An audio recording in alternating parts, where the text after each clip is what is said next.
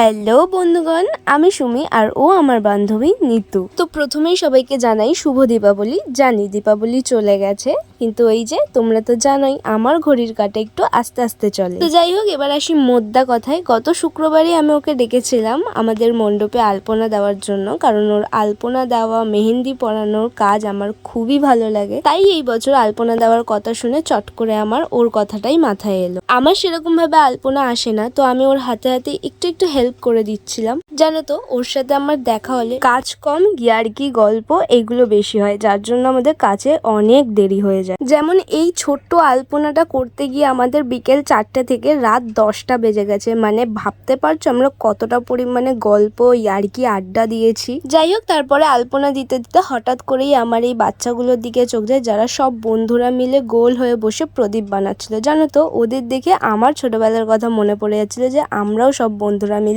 একটা টাইমে এরকম অনেক প্রদীপ বানিয়েছি। আলপনা যখন প্রায় শেষের দিকে, তখন একটু বসে গল্প করছিলাম, আর ঠিক সেই সময় সুরো এসে আমার হাতে এই বাজির প্যাকেটটা দেয়। বাজি তো আমাদের অনেকদিন আগের থেকে কিনে রাখা ছিল, কিন্তু এই বোমটা আমি বাচ্চাদের হাতে প্রচুর দেখেছি। আর মজার জিনিস হচ্ছে, এটা বিড়ির মতো দেখতে বলে এর নাম হচ্ছে বিড়ি বোম। তাই বর্মশের কাছে এত আবদার করেছিলাম যে সুরোকে দিয়ে আমার জন্য 1 প্যাকেট বিড়ি বোম আনিয়ে দিয়েছে। আর এইদিকে আমার সখী বিকেল থেকে অনেক খাটছে। ও আমাদেরকে বলেছিল এই কাজের জন্য আমাদের থেকে টাকা নেবে না, তো আমরা আমাদের দিক দিয়ে ওর জন্য কিছু করব না, এরকমটা তো হতে পারে না। শেষের দিকে ওর জন্য একটু ফুচকা এনে দিয়েছিলাম, যাতে একদমই ওকে খালি মুখে না বাড়িতে ফিরতে হয়। আর এই যে এইটা হচ্ছে আমাদের আলপনার কাজ। কেমন হয়েছে অবশ্যই জানিও। তো আজকের ভিডিওটা এখানেই শেষ করছি। দেখা হচ্ছে আবার অন্য কোনো ভিডিও নিয়ে। আজকের মতো টাটা।